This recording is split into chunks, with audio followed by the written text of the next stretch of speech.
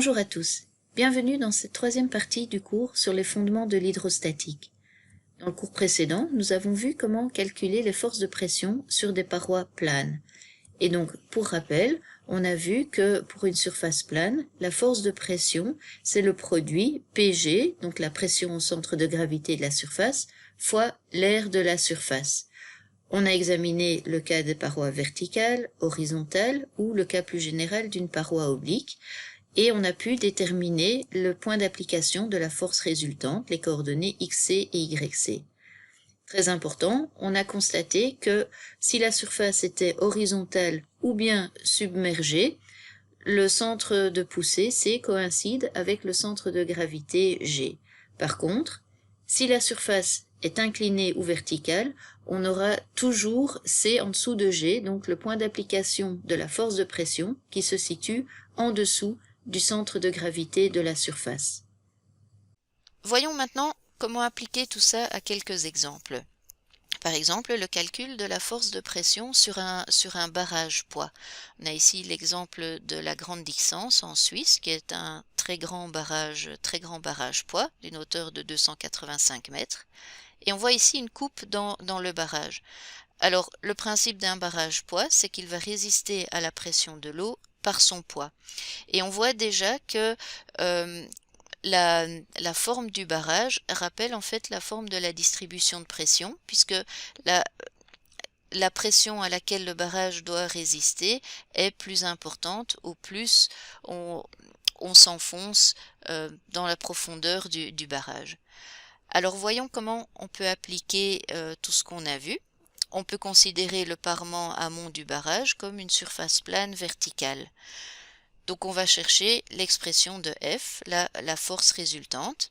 Pour ça, on va intégrer de 0 à H, donc sur toute la hauteur H du barrage, P dH, la pression. La pression qui est directement proportionnelle à la profondeur, donc à une profondeur H, la pression vaut gamma H. Et l'intégrale est très simple, la force résultante c'est gamma H carré sur 2. Quel est le point d'application ? Eh bien, on peut le calculer de deux manières différentes. Soit en calculant l'inertie à partir de la surface, ici, donc du système d'axe X, Y, et on calcule cette inertie, donc on calcule l'intégrale, et on a YG, la position du centre de gravité, comme cette surface, on peut l'assimiler à un rectangle. On peut imaginer qu'on prend une tranche de largeur de 1 mètre de ce barrage. Donc on a un rectangle de hauteur h et de largeur 1 mètre. Donc la profondeur du centre de gravité, ce sera h demi. Et l'air de notre rectangle, notre tranche de barrage de 1 mètre de large, ce sera tout simplement h. Donc si on fait le calcul, on obtient le résultat auquel on pouvait s'attendre, qui est que la force s'exerce aux 2/3 de la profondeur. Et on pouvait aussi obtenir ce résultat en utilisant le théorème de transport qu'on a montré précédemment, donc en disant que YC est égal à YG plus l'inertie XI, donc exprimée cette fois-ci par rapport au centre de gravité, divisé par YG fois A. Alors YG c'est H demi. XI, c'est une inertie bien connue puisque l'inertie d'une section rectangulaire par rapport à son centre de gravité, c'est BH³ sur 12 qu'on retrouve ici. Simplement, la largeur B vaut 1 mètre puisqu'on a pris une tranche de 1 mètre de large du barrage. Et on obtient bien également le résultat 2/3 de H. Donc, le calcul de la force de pression sur un barrage poids, eh bien, ce sera tout simplement ce calcul-ci qui est facile à faire. Un autre exemple, c'est celui de la vanne papillon. Alors, une vanne papillon, c'est quoi? C'est une vanne qui s'ouvre et se ferme en pivotant autour d'un axe. L'axe peut être vertical ou horizontal. C'est peut-être le fait qu'on ait un axe et deux ailes qui donne le nom de papillon à cette vanne. Les vannes de ce type sont utilisées dans les moteurs pour l'injection, ça c'est à très petite échelle, mais aussi, et ça va plus nous intéresser, dans les centrales hydroélectriques, cette fois-ci à grande échelle pour contrôler le débit qui arrive à la centrale. Alors, dans ce cas-là, on peut schématiser le problème comme ceci. Donc on a le barrage, on a la conduite qui va nous amener vers la centrale et la vanne papillon ici. Alors l'échelle du schéma n'est absolument pas respectée puisque HG est évidemment beaucoup plus grand. C'est la profondeur à laquelle se situe le centre de gravité de la vanne et le barrage, comme on l'a vu pour la grande distance, peut faire plusieurs centaines de mètres de haut. La vanne papillon dans une conduite, elle est en fait, la conduite est circulaire, mais la vanne, elle ne va pas être circulaire. Elle est en fait elliptique, comme ceci, et du coup placée de manière inclinée. Alors, pourquoi? Eh bien, parce qu'on n'a pas envie que la vanne puisse faire des tours complets dans la conduite. Ce qu'on veut, c'est que la vanne puisse être bloquée en position fermée. C'est une vanne, en fait, qui nous place du côté de la sécurité, puisque on voit que si on exerce aucun effort sur la vanne, le fait que la force de pression va s'exercer au point C qui est situé en dessous de G, et l'axe de rotation est en G ici, au centre de gravité de la vanne, eh bien fait que la vanne va se fermer automatiquement, puisque comme elle est elliptique, elle ne peut pas tourner dans la conduite. Et donc en cas de panne des moteurs, en cas de panne électrique, en cas de panne générale, la position naturelle de la vanne, c'est la position fermée et on évite de vider tout le barrage, ce qui est plutôt pratique. Alors ce qui va nous intéresser ici, c'est de calculer du coup le couple d'ouverture qu'il faut exercer, le couple qu'il faut exercer pour pouvoir ouvrir cette vanne par rotation, comme ceci, autour de l'axe G. Ce couple, eh bien, c'est le produit de la force de la force de pression fois l'excentricité, puisqu'on doit compenser en fait le couple de fermeture. Donc ce couple, c'est F fois E. E qu'on va définir comme l'excentricité, c'est-à-dire la distance entre G et C. Quelles sont les équations dont on va pouvoir se servir? Eh bien, elles sont données ici. On se souvient de l'expression de YC qui était égale à YG plus le terme dépendant de l'inertie, et donc on peut facilement en tirer l'excentricité E, qui est la différence entre YC et YG. Alors la petite difficulté, c'est qu'il y a toute une série de grandeurs qu'on doit exprimer pour notre vanne elliptique. Notre vanne n'est pas circulaire comme la conduite, elle est elliptique comme schématisé ici. On va se ramener au cas qu'on a vu précédemment d'une surface plane inclinée, c'est bien le cas de notre vanne, avec une origine des axes qui se situe à l'endroit de la surface libre, comme ici. Et donc l'inclinaison de la vanne, eh bien, elle est représentée par l'angle θ. Donc on peut dire que YG, c'est HG divisé par sinus θ, rien de bien compliqué. L'aire de l'ellipse, donc l'aire de la vanne, là, bien, avec un peu d'imagination, on peut comprendre cette expression. On a pour un cercle une aire qui vaut pi fois le rayon au carré. En fait, on a un rayon ici qui est le rayon simple et un autre rayon qui est r divisé par sinus θ, puisque, comme on le rappelle, la vanne est oblique. Et donc pour l'air, on a cette expression-ci. On peut raisonner de la même manière pour l'inertie, xi. Donc l'inertie d'un cercle, c'est pi r4 sur 4. Dans une inertie, si on fait l'analogie avec l'expression bh³ sur 12, on a une dimension horizontale et le h³ vaut pour la dimension verticale. Comme c'est la dimension verticale qui est affectée par le sinus, eh bien on a l'inertie de notre ellipse qui sera 1 sur sinus cube de θ fois pi r4 sur 4.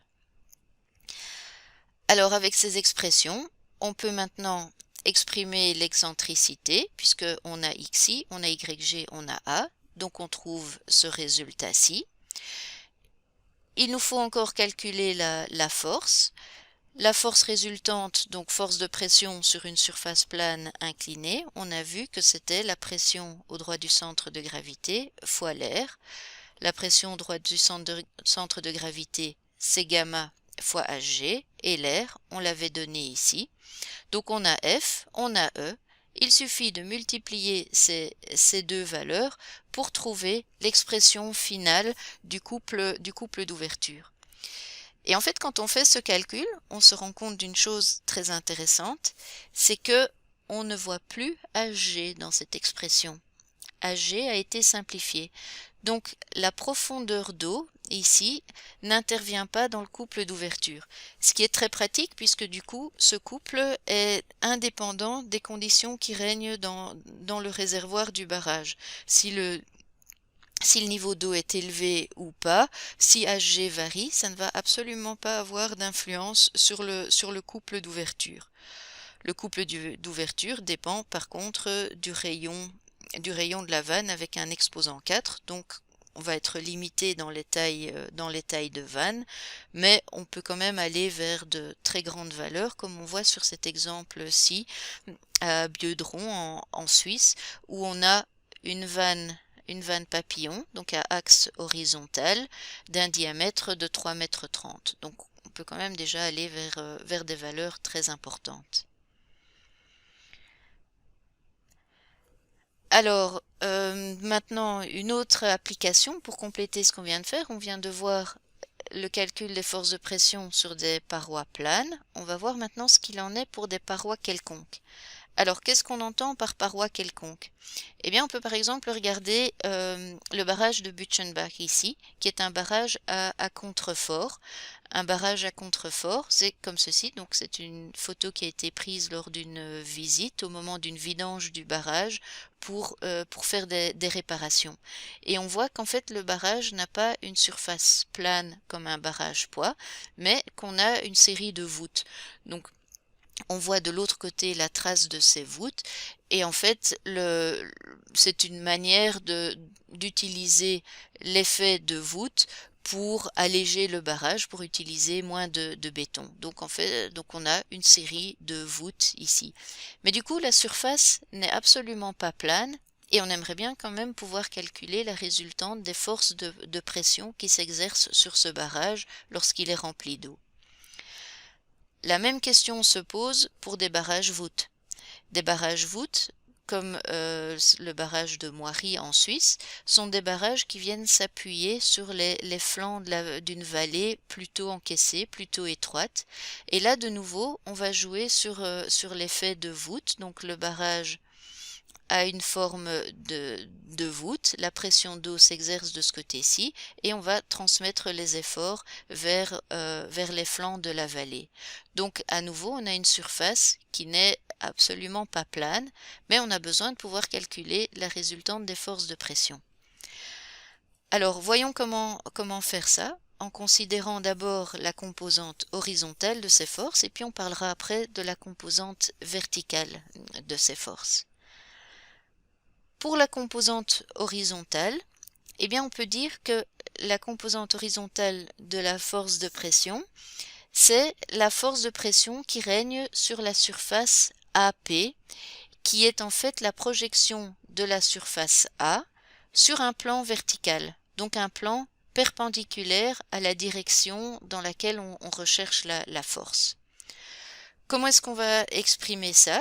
Eh bien, si on prend un petit élément dA de notre surface A, on cherche la composante dfx, donc la composante horizontale. Ici, on a la force de pression qui est perpendiculaire à notre petit élément de surface dA. Nous, on va chercher la composante horizontale qu'on va exprimer comme ceci. dfx qui est égal à P dA fois cos θ, puisque on va prendre uniquement la composante horizontale. Pour calculer la force totale, donc totale horizontale, on va simplement intégrer l'équation 1 comme ceci.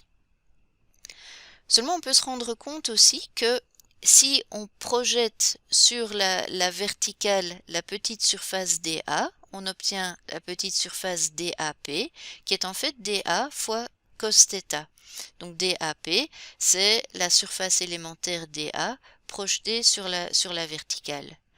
Du coup, si on intègre ça dans l'expression de fx, eh bien en fait, calculer la force horizontale, ça revient à calculer la force qui s'exerce sur la surface AP, qui est la projection de notre surface A sur un plan vertical.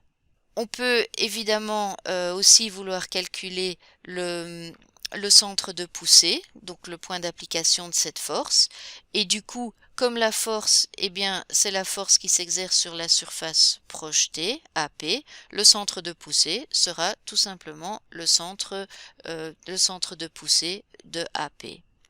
Si on regarde maintenant une surface tout à fait immergée, comme illustré ici, un résultat intéressant est de se rendre compte que si on considère deux petites surfaces élémentaires DA1 et DA2, sur lesquelles s'exercent à chaque fois les forces de pression indiquées en vert, si on s'intéresse aux composantes horizontales, on se rend compte que ces deux surfaces vont avoir exactement la même projection DAP. On se souvient que DAP, on peut le définir comme un vecteur perpendiculaire à la surface. Donc on va avoir pour la surface DA1, on aura moins DA1 cos θ1, puisque le vecteur normal est dirigé par ici. Tandis que pour DAP calculé à partir de DA2, le vecteur normal sera DA2 sera plus DA2 fois cosinus θ2, donc dirigé vers l'extérieur par ici, donc un signe plus et là un signe moins. Pour calculer la force élémentaire qui s'exerce sur ces deux surfaces, donc dfx, on va donc faire PDA1 cos θ1 plus PDA2 cos θ2 et on sait que cette résultante sera nulle puisque on a une force dirigée dans un sens, l'autre force dirigée dans l'autre sens et elles s'exercent exactement sur la même surface projetée, donc elles vont s'annuler. Et ce même résultat vaut évidemment quand on va intégrer sur l'entièreté de la surface immergée en prenant tous les petits dA à gauche, tous les petits dA à droite, et on arrive à la conclusion que la composante horizontale des forces de pression sur une surface immergée est nulle. Ce qui est plutôt une bonne nouvelle, ça veut dire qu'un corps immergé ne va être poussé ni vers la droite ni vers la gauche, il va rester à l'équilibre, en tout cas horizontalement. Alors voyons maintenant comment calculer les forces verticales. Donc comme on voit, pour un barrage voûte comme ceci, on a une courbure dans ce plan-ci, mais on a aussi une courbure dans le plan vertical. Donc on a aussi des forces de pression qui vont s'exercer. On n'a pas une surface plane. Et on va voir comment on peut calculer la composante verticale. Alors de nouveau, si on prend une surface A et un petit élément dA de cette surface, on a la force de pression PDA qui s'exerce comme ceci, et là on s'intéresse à la composante verticale, donc PDA fois cos θ, θ étant l'angle que fait la normale au petit élément dA et la verticale. Alors la force élémentaire verticale, eh bien ce sera PDA fois cos θ, comme indiqué ici. Et si on intègre pour trouver FV la composante verticale de la force de pression sur toute la surface A, on va intégrer ceci. Et on voit en fait que H fois cos θ dA, c'est le volume qui se trouve au-dessus de la petite surface dA. Donc dA fois cos θ, c'est dA P, comme on l'a vu précédemment, mais une projection sur un plan vertical. Ici, on projette sur un plan horizontal. Et H, c'est la profondeur à laquelle se situe notre petite surface élémentaire.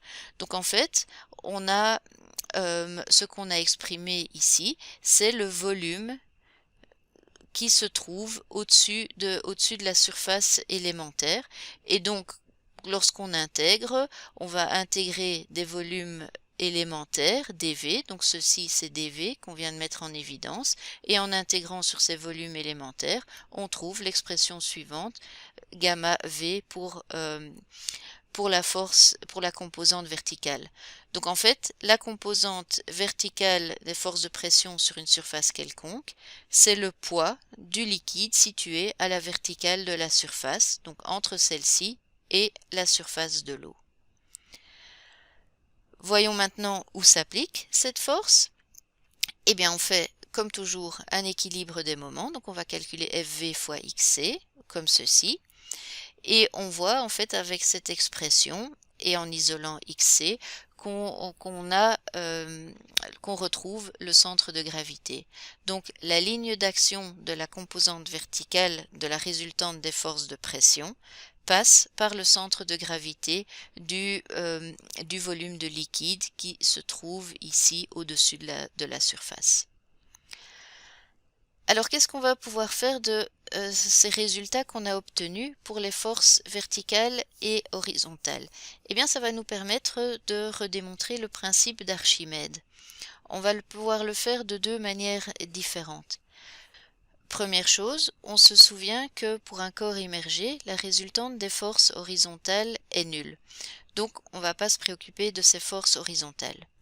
Et puis, on va calculer la résultante des forces verticales. Et pour faire ça, on va travailler en deux étapes. On va, dans un premier temps, calculer la force résultante sur la partie supérieure, donc ADC. Et cette force, qui va être dirigée vers le bas, elle est égale au poids du volume EADCF, donc comme indiqué ici dans l'équation 2. On va ensuite s'intéresser à la surface inférieure, donc ABC, et on va calculer de la même manière la force verticale qui s'exerce sur cette surface. Et cette fois-ci, c'est égal au volume EABCF. Et donc la résultante de la force verticale qui s'exerce sur notre corps immergé ici, ce sera tout simplement la différence entre les deux forces qu'on a décrites avant dans les équations 2 et 3. Donc on trouve ici, si on fait la différence entre ces deux expressions, on trouve que finalement la résultante des forces verticales, c'est égal simplement au poids du volume ABCD, comme indiqué ici. Une autre manière de faire aurait été de travailler par intégration par petits cylindres verticaux. De nouveau, la résultante des forces horizontales est nulle. Et puis, on peut exprimer la force élémentaire dFV qui s'exerce sur ce petit cylindre qui a en fait comme volume H1dA moins H2dA. Donc en fait, HdA, on assimile ce volume-ci à un cylindre de hauteur h fois dA, et donc HdA c'est dV, donc la force élémentaire ce sera gamma dV, le poids de ce petit volume. On peut intégrer pour trouver l'expression de la résultante des forces verticales, on intègre gamma dV et donc on a gamma fois le volume ABCD, résultat qu'on avait déjà obtenu précédemment. Et on peut de la même manière trouver la position XC du point d'application de cette force, donc FV fois XC, on intègre ceci et on trouve à nouveau que XC est égal à XG. Donc en fait, la force résultante va s'exercer au centre de gravité du volume immergé. Alors attention, il s'agit bien du centre de gravité géométrique de ce volume immergé. Si on imagine que ce volume n'est pas homogène, donc par exemple que toute la masse est située au fond, un sous-marin par exemple qui serait chargé dans le fond, il est clair que son centre de gravité sera plus bas, mais on parle bien ici du centre de gravité XG de cette surface.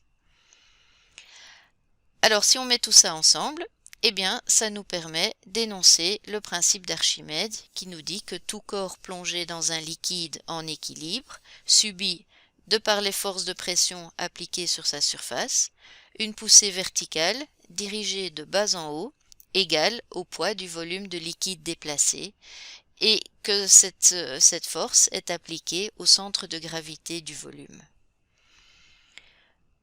Voyons comment appliquer tout cela sur un exemple, l'exemple d'une vanne secteur.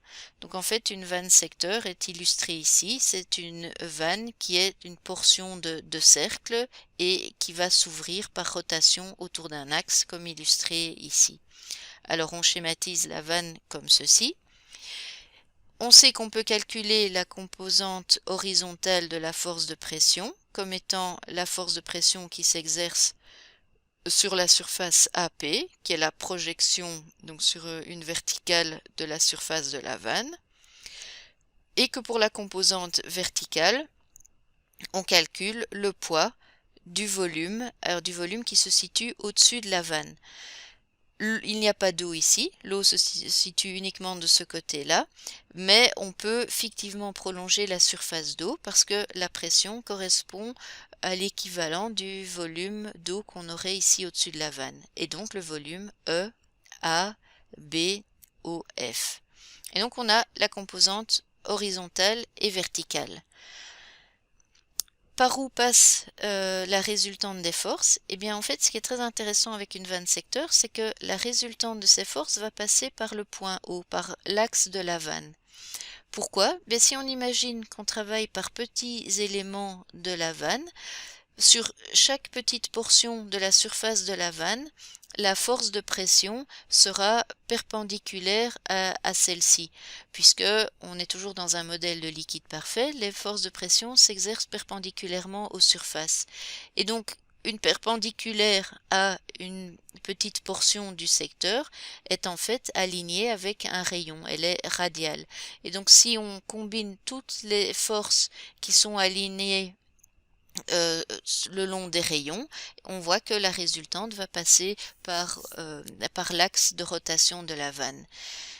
Et ça, c'est un résultat très intéressant pour ce type de vanne parce que ça veut dire que le couple d'ouverture sera indépendant de la charge. Quelle que soit la profondeur d'eau qu'on a ici, le couple d'ouverture sera le même. La vanne sera neutre en fait et son couple d'ouverture ne dépendra que du poids de la vanne elle-même. Voilà, avec cet exemple, on termine cette partie du cours dédié à l'hydrostatique. Il nous reste maintenant à parler des flotteurs, ce que nous ferons dans un prochain cours. Au revoir et à bientôt.